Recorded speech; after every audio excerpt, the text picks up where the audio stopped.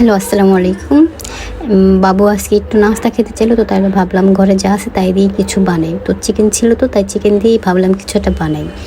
তার জন্য সব কিছু আমি রেডি করে রাখলাম। এই যে একে একে আপনাদের সবাইকে দেখাচ্ছি যে এখানে অনেক ধরনের সব ধরনের মশলা।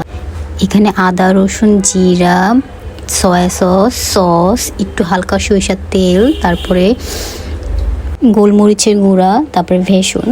আগে আমি এটা হলো কিউব ছোট ছোট করে আমি মাংসটাকে টুকরো টুকরো করে আমি আমার মতন করে কেটে নিয়েছি। আপনারা যে যার মতন করে কেটে নিতে পারেন, আমি আমার মতন করে কেটে নিয়েছি।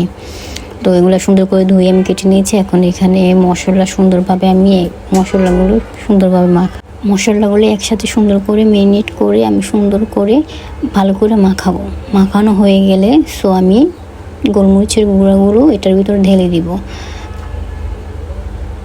তারপরে আমি মাংসগুলো নিয়ে নিচ্ছি, তারপরে গোলমরিচগুলো নিয়ে নিচ্ছি। এগুলো সুন্দর করে ভালোভাবে ম্যারিনেট করবো। আমি যতক্ষণ ভালো মতো মাংসের সাথে না মেশা পর্যন্ত আমি সুন্দর করে ভালোভাবে এটাকে ম্যারিনেট করে নেব। আপনারা চাইলে আপনাদের মতন করে আপনারা সুন্দর করে ম্যারিনেট করে নিন।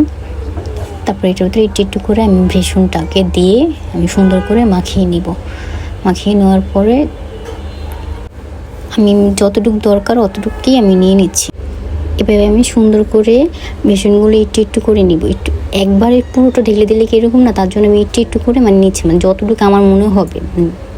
তারপরে যদি বেশি লাগে তো বেশি লাগবে। আগে আমার মতন করে আমি নিয়ে সুন্দর করে এইভাবে একে একে আমি সুন্দর করে এটাকে ম্যারিনেট করে তারপরে এগুলো আমি কিছুক্ষণের জন্য রেখে দিব।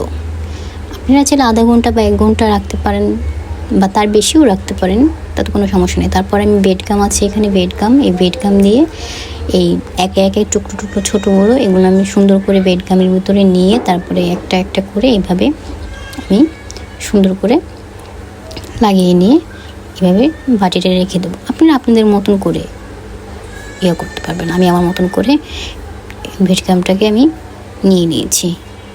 হ্যাঁ, দেখুন একে একে আমি সবগুলোর ভিতরে দেখেছেন আমি সবগুলো এভাবে একে একে করে নিয়েছি। এবার আমি ভাজতে যাবো। এই যে দিয়ে দিলাম চুলাতে।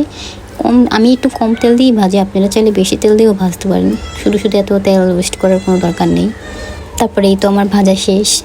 এই যে এগুলো সুন্দর করে ভাজলাম। তো এই তো ভাজার পরে এগুলো এই গোলগুলো এগুলো হলো আগে আমি চিকেন বন বানিয়েছিলাম, কিন্তু ওটা রেসিপি পরে দেবো, ওটা ইস্ট ভালো ছিল না তাই।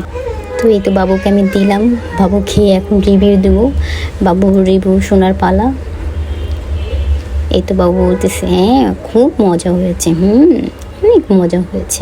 ওর কাছে কিছু ভালো লাগলে ও সবসময় হাত দিয়ে এভাবে দেখে যে হ্যাঁ ওর কাছে অনেক ভালো লাগছে, খুব মজা হয়েছে। আপনারা এইভাবে বাসায় বাচ্চাদেরকে বানিয়ে খাওয়াতে পারেন। আর তো আপনাদের ভিডিও যদি ভালো লাগে তাহলে আমাদের পাশে অবশ্যই থাকবেন। তো ও এরকম করে খাচ্ছে, আমার দেখে খুবই ভালো লাগতেছে। ওর ভালো লাগছে এইটাই, আমি ওর জন্যই বানিয়েছি, ওর ভালো লাগছে এইটাই।